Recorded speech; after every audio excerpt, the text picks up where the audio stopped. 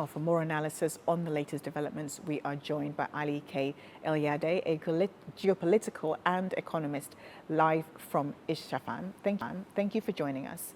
Now, President Trump says he is losing faith in talks with Iran. Does this signal that diplomacy is failing, or is it just part of Washington's negotiating strategy? Greetings again. Honestly, President Trump's rhetoric or anything that he says has to be taken with more than a grain of salt. And we don't really take his statements at face value. I don't think Iranian politicians do as well. We've seen him backpedaling, sidestepping. We've seen him provide massive contradictory statements, even in his own tweets within the same tweet.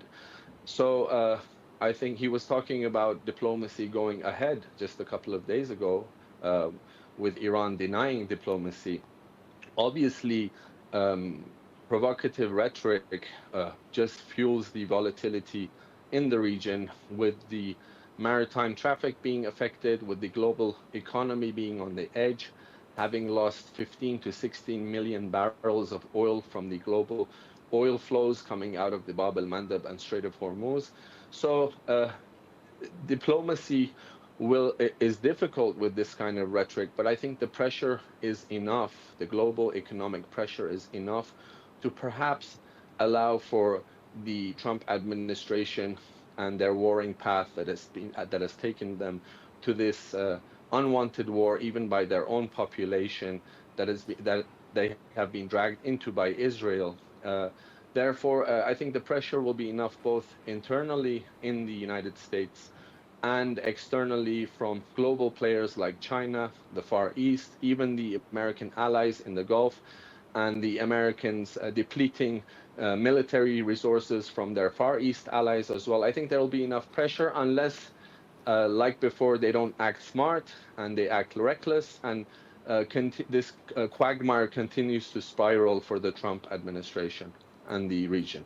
And what about these reports of supposed planned strikes this weekend on Iran's energy infrastructure? How significant would such an escalation be for the conflict?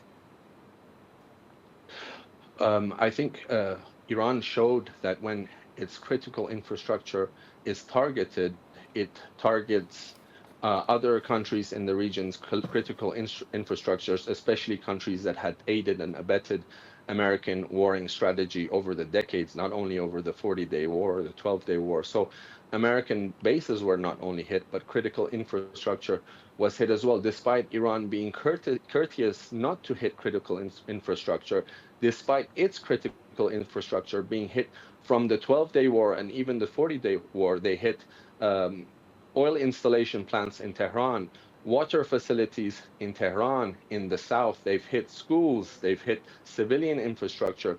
And Iran started retaliating with the same manner. And I think Iran has an escalation dominance pertaining to its geography, its geographical position, its asymmetric dominance, which it showed. So I think the Americans will again be miscalculating and biting off more than they can chew if they hit Iranian critical infrastructure. But let's not forget, he also threatened to annihilate the Iranian civilization and obviously didn't follow through with it. A lot of this could be saber rattling. I think eventually, again, unless he wants to be remembered as the next President Hoover again, that brought the global economy into a recession and depression, but this time it will be twofold, as the numbers are immense compared to the last Great Depression, the economic numbers. I think, again, there will be perhaps enough pressure for diplomacy. The only caveat I would see in this tension is Israel's warring ambitions and greater Israel hegemonic ambitions. Could both sides be accused of saber rattling? We've had the Iranian Speaker of Parliament saying that Iran has won the war. He's obviously speaking to a domestic audience there, isn't he? Perhaps, but let's look at the American markets. I think we can a good litmus test for this, for your question, is the American markets, the S&P 500 and the stock market 3-4 days ago, claimed by even American news agencies that it lost $1 trillion because of statements from the IRGC and Iran, meaning the speculatory statements coming from the Trump administration, Rubio, that was trying to basically weather the market through this period of conflict. The markets weren't having it anymore, and they were basically relying on the truths from Iranian statements. So even if we want to deem the Iranian statements saber rattling, the truth is the markets are reacting to Iranian statements in a more truthful manner, meaning the negativity caused in the markets were from Iranian statements. I think Iran has shown that it acts upon its statements more than the Americans. At least this has been shown in the last couple of months. And if attacks do go ahead this weekend, we have absolutely no way of knowing if they will, how would this affect the markets? Obviously, already we're looking at depletion of sulfur, helium, agricultural products, and fertilizer throughout the market that will impact global food prices immensely, including on the American table. Also, the oil and gas depletion, the oil and gas lack of supply is also going to affect global markets massively. The US Treasury bonds are also losing their value. People are starting to question the impact, the dollar strength as well. So in a multipolar world where China, Russia, Brazil have a say, I think what this is only going to do is going to increase mistrust and reliability towards the American economy and the American stance. And obviously, again, it's going to be, we're at a critical point in the global economy. You can't play around with molecules and the actual supply of actual carbon products and oil products is not something you can play around with too much with speculation. Eventually, the realities of the lack of supply are going to hit the energy markets, and the world economies run on energy flows. Everything we have from our mobile phones, everything depends on energy. So I think you're going to see a big shrink in the global economy if this further escalates. Obviously, we're hearing that this war is very unpopular in the US, but we're also hearing about divisions within the White House itself. What do you think President Trump's advisors would be sort of pleading with him now to do?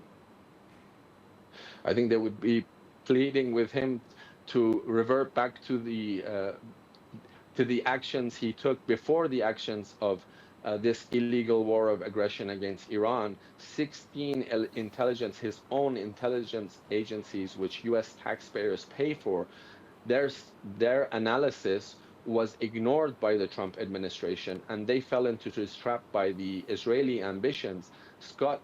Joe Kent resigned, the anti-terrorism chief. Tulsi Gabbard was removed.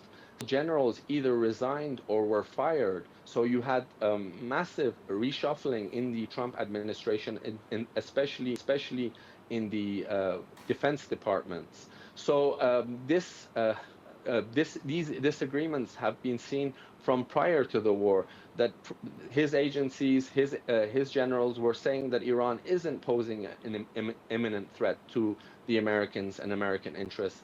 But he made this miscalculation. So I think the smart thing to do would be to listen to the divisions, to listen to the parties in his administration or in his military apparatus that are telling him to basically pull the brakes on this and perhaps recover his losses. I don't see an escalation ladder for the Trump administration to benefit them. The escalation ladder might benefit Iran more, as they possess escalation dominance. They have shown it on the field.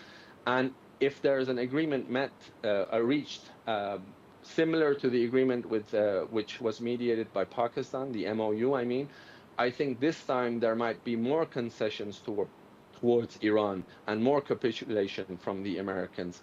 So it's understandable. These disagreements are understandable. And I think I would, if I were him, perhaps he shouldn't take the advice of the war hawks and the Zionist ambitions in his administration and listen to more steady-minded individuals in his administration and military apparatus. Mr. Elyader, always good to have your thoughts. Thank you for joining us.